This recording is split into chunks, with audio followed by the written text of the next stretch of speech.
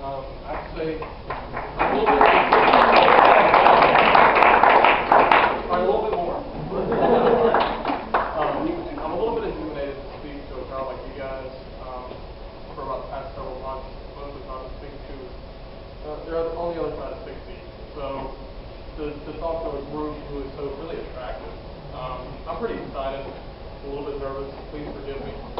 When we started looking at developing this program, what we were working off of was kind of a dynamic definition of masculinity that we put together, but it rested on these firm principles and virtues that were almost universally accepted.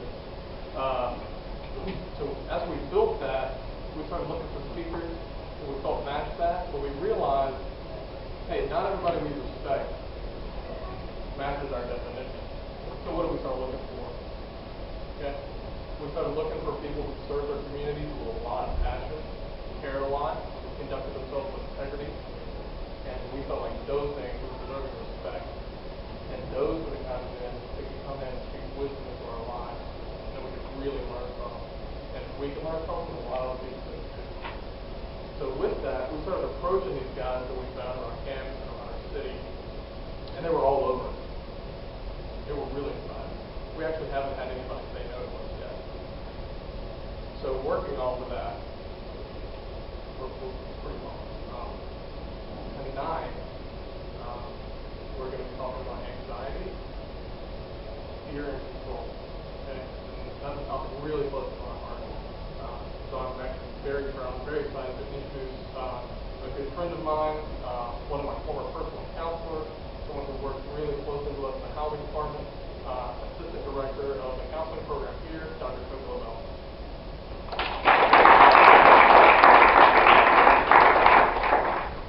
Thanks, Chris.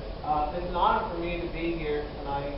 I saw Chris probably a couple months ago in Bilo, and he came up to me and he asked me if I would be willing to speak, and I was honored at the time, and I'm more than honored tonight to speak on our topic actually. I've been in the field of mental health for about 12 years now. I've been at the University of South Carolina. It's my 7th year anniversary here at the Counseling Center, March 1st in 7 years. I've been in my assistant director role for 2 years. To talk about the topic of masculinity is my pleasure, because I think that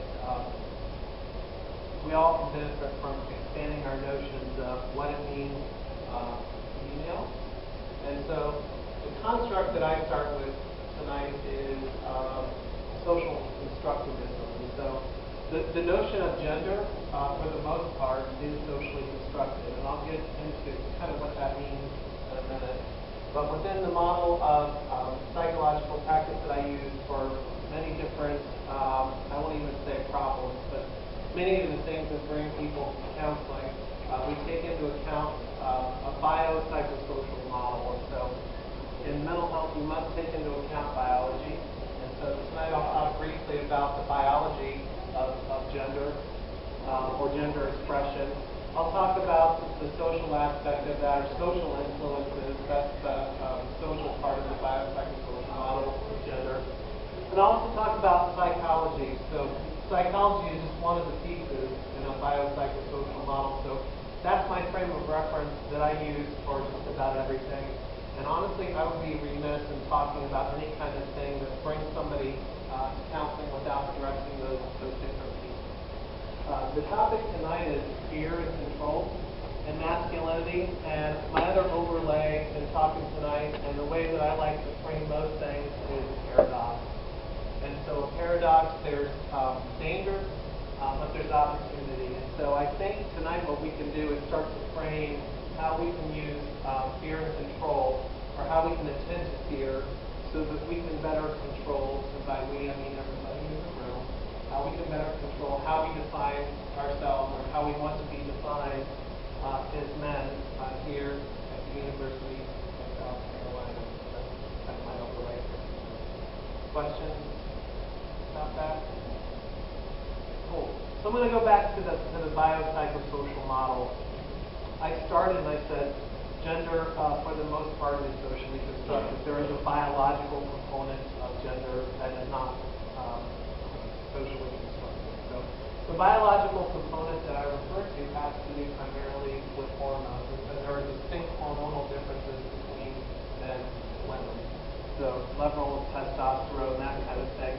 And that can differ depending. There are a lot of individual differences in the expression of the hormonal differences. I'm not a biologist, and I'm definitely not a medical doctor, so I'm not going to go too much into it, but there are certain hormonal variations that are not as receptive to change when we talk about the social construction of gender. I'm going to talk more about the sociological aspects in terms of gender formation, gender expression, and the psychological components of that, because I think that there's more inroads in terms of some of the influences that we can have in terms of, again, freeing ourselves up to be who we want to be. So, what are some of the sociological or social influences on gender? What informs us about what it is to be a man? Shout it out. Parents, good. TV, absolutely. Yep. Lots of really good. Parents, TV, what else? Men are usually encouraged to be more aggressive and to show less emotion. Okay, yeah. And who encourages men to do that? So, parents, TV, what else would you say? That's good. I guess our peers. Fear, absolutely. Yep. Religion, yes. Well, you spend a lot of time growing up with your peers or in school, I think, is another huge influence. So there's a lot of social pressures telling us who it is or what it is to be a man. What's your name? Yeah. Liana. So you mentioned several specific things that it tells you, and what were those things? Men are generally encouraged to be more aggressive and to show less emotion. So the social influences then impact the psyche or one's personal definition of what it is to be a man. And so those are two good examples of that. What are some other gender stereotypes or gender rules that you would all say those social influences contribute to the male psyche, stereotypical psyche, if you will? To be a man means what? To be the breadwinner, okay. To be independent, what else? To be tough, good. What? Control. To have control, okay, good. So what does that mean? To have control over yourself. Okay, good. That's awesome. So what does it mean, and I'm talking about these stereotypical influences, not necessarily your personal beliefs, but stereotypically, what does it mean for a man? A man should have control over himself. What does that mean? If we could define that even more. His actions, good. So what he does, what he doesn't do, what else? Control over his actions, behavior, good. What else? Control over physical appearance. Physical appearance, absolutely. So there's certain rules. There's a range of physical expression of how a man is supposed to look. Physical appearance, behavior. What else is important that men have control over? Stop there. Thoughts, good, great. So you have control over what one is thinking. And what's related to thoughts? Actions and feelings, right? And so I think men are taught pretty quickly early on that certain feelings are okay. And again, I'm talking about the social messages that we get from all these various things that y'all did a great job in labeling. There are certain emotions that are stereotypically okay for a man to express what a person ought to have, personally, and then express. And there's certain emotions that definitely are not advisable or okay. So what are the emotions? You just shout them out that stereotypically a man can express what feeling?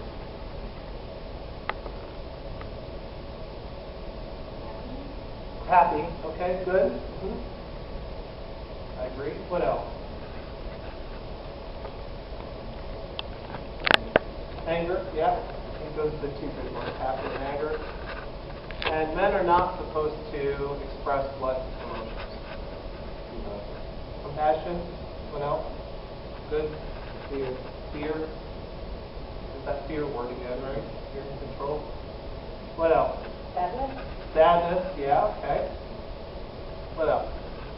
Sympathy. Sympathy. Okay. Good. What else?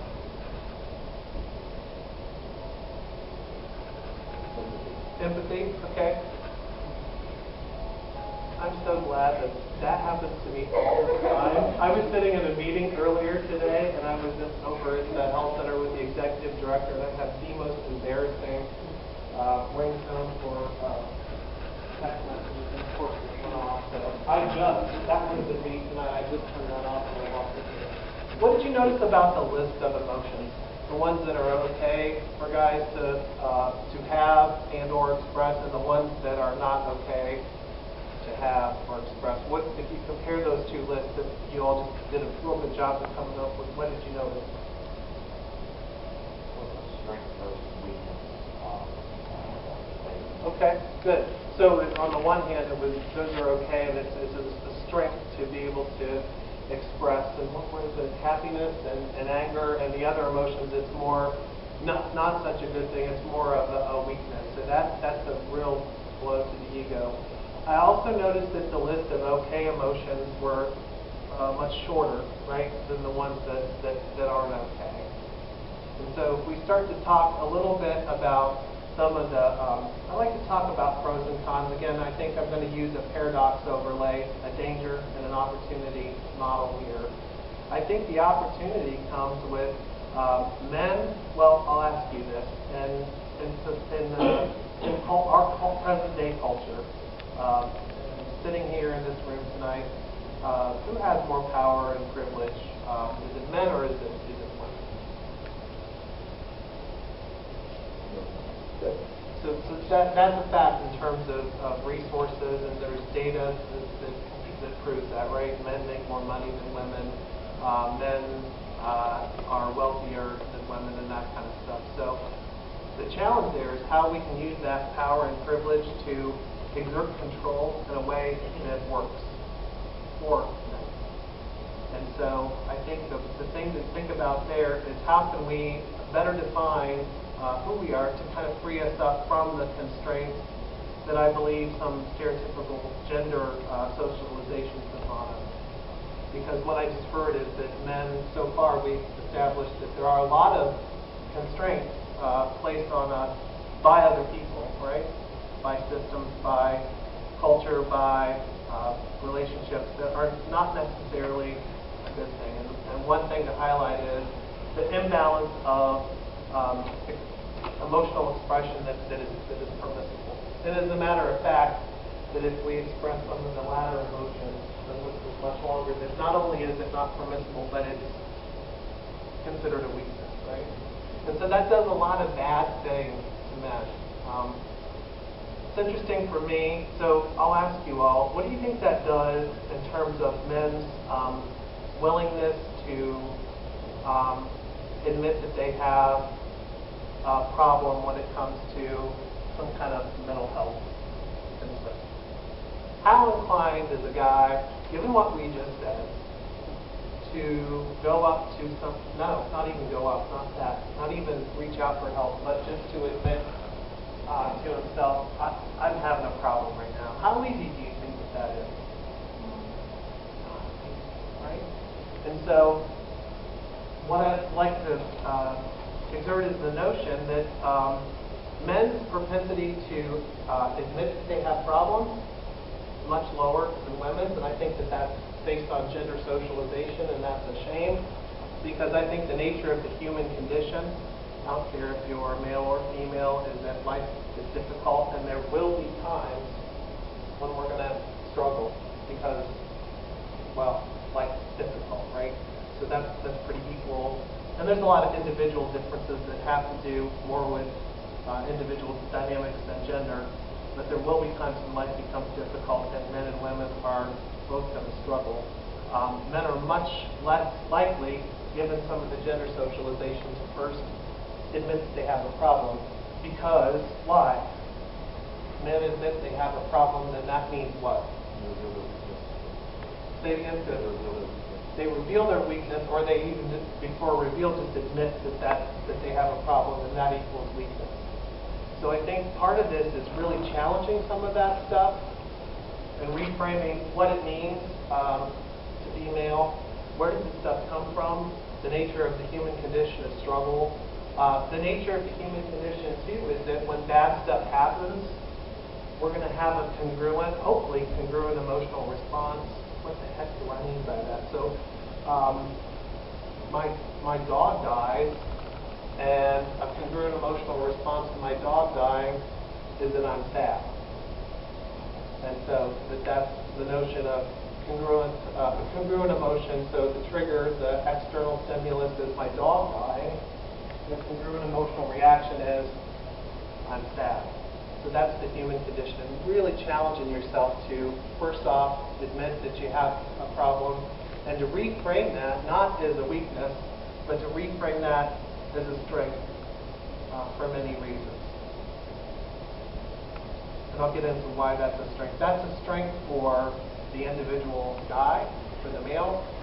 That's a strength for assisting and expanding the notion of relationships and getting support that's available to guys. That is a strength in terms of improving the culture, so we cannot put these gender constraints continually on generation to generation to generation. So there's multiple pro-social benefits to doing that beyond the individual. I think it's really interesting for me, and I'm just going to present just a little bit of some statistics that I know. And I think, in my world we talk about causation versus correlation, and in mental health research it's often more than difficult to take into account the multiple variables, the independent variables and the dependent variables, and to say, X causes Y. So I'm not going to even go there, but I must say that I think the notion of the way males are socialized not to admit that they have problems and not to, therefore, seek out help for problems has to be related to some of these statistics that I'm glad to read. So, the nature of the human condition is that men and women struggle similarly. In the counseling center, it's interesting for me that we see many more women, female USC students, than we see men walk through the door. I have to think that has something to do with how men are socialized. Given the dynamics that we just talked about, I think, unfortunately, men are much less inclined to walk through that door than women are. I will say it's interesting for me on my personal caseload, and I don't know why this is, 75% of my caseload of the students, my clients that I see in individual therapy counseling center are men. It's been my experience, if I can get men through the door, I can talk to them, they see that they can get some benefit from counseling, that they keep coming back. And I also think, given some of the gender stuff, that men are unfortunately starving emotionally. So years and years and years may really need some additional support. Maybe once they find that safe place and know that I'm an okay person to talk to, then I'm going to maintain their confidentiality. I'm not going to talk about their stuff outside of the counseling room if they keep coming back. So that's interesting for me. So the number of men to women greatly outweighs men walking the door. In my caseload, that's the reverse a little bit there. The other thing that I will note is that it takes a lot for a guy to come see me counseling usually. Usually they're in a lot of distress. Unfortunately, that they, because of some of these gender dynamics, will sit on things and wait until they are pretty much reaching a crisis point with before they reach out and they seek help. I wish it wasn't that way, but usually that's the case too.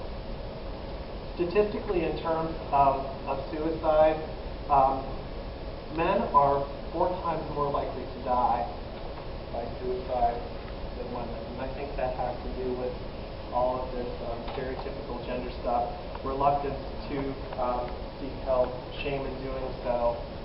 So those are just some statistics that I have there. And so I think the notion of danger and opportunity that I'll get into it, I know that I'm about over time right now. But I do want to end this conversation on a positive note because I do think that given that men do have power and privilege in society, it is up to men to take responsibility for that power and privilege and start to define what it means to be a man in a way that works a little bit better for you, works a little bit better for the people that love you, for your relationships, works a little bit better for future generations. And so let's talk a little bit about how we can do that. So if we go back to fear and control and masculinity, how can we rein in fear, deal with anxiety, cross a comfort zone, because it is a matter of going against a little bit of stereotypical gender norms, going against restricting how we're thinking, putting restrictions on what we're doing, putting restrictions on how we're feeling, a matter of going against putting restrictions on how we're expressing feelings. I think that is something that we can all work on. I think that frees us up to be a little bit more who we want to be and have more choice there. So have to have more control and control in a way that works for us a little bit more. The fear about doing that, again, is that it takes a lot of courage to do that. I will say that in terms of bystander accountability, social responsibility, it takes about one person to start to do some of that stuff, and it generates a lot of pro-social behavior. And what I mean by that is usually you're not going to be the only one in the room. If you are male and your dog dies and you're sad, you admit that you're sad, and that you reach out to your roommate or your best friend and you want to talk about that, you're going to find that you're in good company and to get some support like that. That's not going to be an easy thing to do because we've established that right now, for good reasons, that's equated with weakness in terms of stereotypical male gender norms. You'll find that your relationships will also improve too. So expanding the notion of what it means to have a friend, to be a friend, expanding the notion of what it means to give support and to get support, it's going to have positive impact on relationships, which in turn is going to have pro-social or virtuous cycles instead of vicious cycles on how one feels about themselves and their identity. See how that works? We're talking about vicious cycles. These are positive cycles or virtuous cycles that impact the individual, impact relationships, impact cultures and systems. So we can start to, again, define who we are and who we want to be. So I'd just like to end on the note that we are in charge of our own destiny, and we can kind of think about this stuff. We can take a little bit more responsibility for this stuff. We can really challenge gender stereotypes that we feel put us in chains, free ourselves up to be who we are, and honestly just get a whole hell of a lot more out of life too. I think that's the other thing.